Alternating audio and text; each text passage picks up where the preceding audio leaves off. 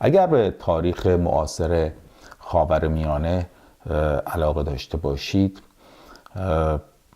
و کشورهای اطراف ایران رو مطالعه کرده باشید، متوجه خواهید شد که دنیای عثمانی بسیار دنیای پردغدغه و پر از حوادث گوناگون بوده.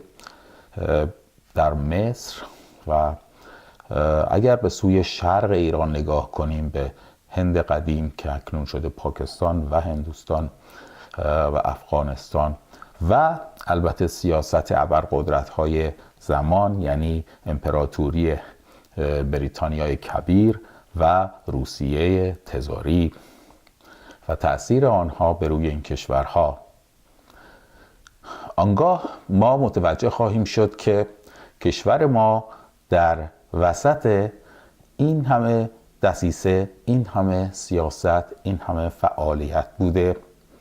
منتها تا قبل از اینکه نفت در آنجا کشف شود، از اهمیت بین المللی بالایی برخوردار نبوده.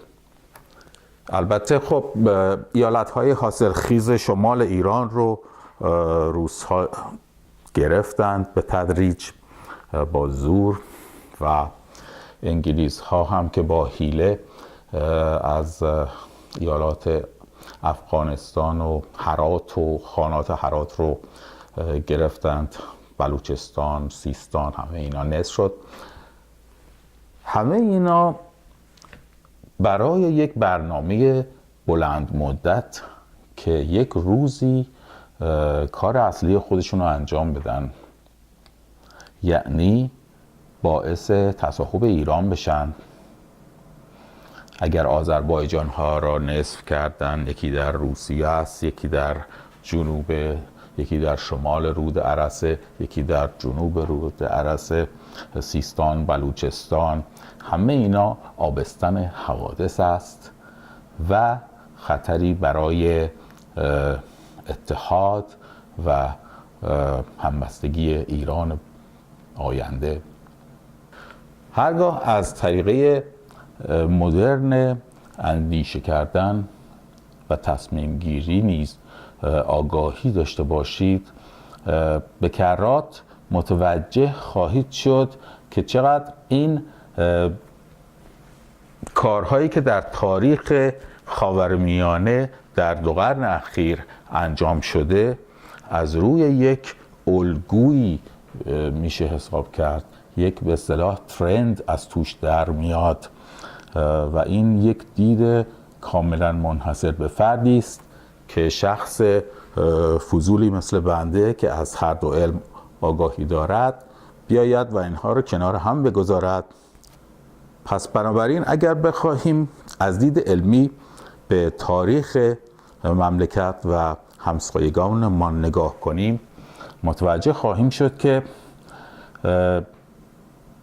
از انقلاب اسلامی به عقب برگردیم، افراد اسلامی در تاریخ ایران همواره وجود داشتند، ظهور کردند، حمایت شدند، حالا از طرف انگلستان یا از طرف روس‌ها یا خودشون محلی حمایت شدن از مردم.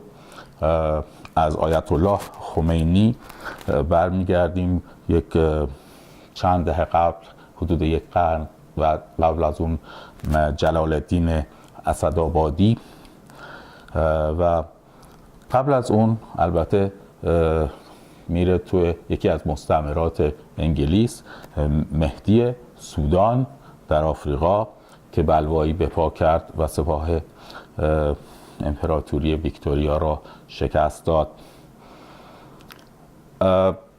این افراد در کنارشون شخصیت‌های گوناگونی میشه گفت، مانند بهاءالله که باب شناخته شد، مانند میرزا احمد در پاکستان که او نیز ادعاهایی داشت 1 قرن پیش، به اصطلاح قادیانی ها، و دیگر شخصیت هایی که ادعاهای مذهب جدید به روی مذهب قدیمی اسلام داشتند. همه این برنامه‌ها طوری ریخته شده که پنداری نبض ملت ایران رو در دست دارند، همانطور که نبض اعراب رو در دست دارند. با چند کلمه‌ای که ظاهراً شدید مقدسه و هیچ نمیشه اونها رو انکار کرد و با اونها دارند میگیرن، میکشن، خونه ها رو آتیش میزنن، قلمروها رو صاحب میشوند، زنها را صاحب میشوند، پسرها رو میکشند. خب اینها تمام تأثیر منفی اون شستشوی مغزی رو داره که دین به ما میده. ما با یک کلمه الله اکبر گفتن اجازه نداریم به خودمون حق بدیم که ماشه یک تفنگ رو به روی کس دیگری بکشیم. خیلی جالبه، هر دو طرف الان در خاورمیانه میگویند الله اکبر و به روی یکدیگر شلیک میکنند، همدیگر رو میکشند، خون یکدیگر را میریزند. این کمال خجالت اصلا برای دین اسلام در دنیا داره به ما میخنده، مایی که مسلمان هستیم. همینطور محرم، مراسمی که در دنیای شیعه برپا می شود و در دنیای سنی به دیده منفی نگریسته می شود، حتی با نفرت. اگر بخواهیم تظاهر کنیم که ما امامی را به آن حد، به حد پرستش دوست می داریم، آن وقت می توان به ما تهمت شرک زده شود. خب اگر شما به این چیزا عقیده دارید باید به این جهاش هم فکر کنید. من نمیگم عقیده نداشته باشید. من نمیپرسم چرا برای حسین سینه میزنید برای علی نمیزنید. خب علی رو هم که همون اندازه یا بیشتر دوست دارید. من میخواهم بدانم که شما چطور میتوانید به خودتون این حق رو بدید که در مورد شخصیتی که ندیده و نشنیده، فقط از نسل بزرگتر به شما رسیده، سینه به سینه نقش شده، میبایستی اثر آنچنانی روی ما بگذارد، روی روح و روان ما بگذارد تا حدی که ما بتوانیم دست به اسلحه ببریم، خون بریزیم به نام الله. خب اینا چیزاییه که داره سیاست خارجی، سیاست ابرقدرت ها کاملا از اونا استفاده میکنن. تا کی ما میخوایم به این کارها ادامه بدیم؟ هی بگیم که خدا با ماست، مرگ بر این کشور، مرگ بر اون کشور، مرگ بر آمریکا، مرگ بر شوروی، که خب اونا از هم پاشیدن، یکی از آرزوها برآورده شد. ولی تا کی میخوایم ادامه بدیم؟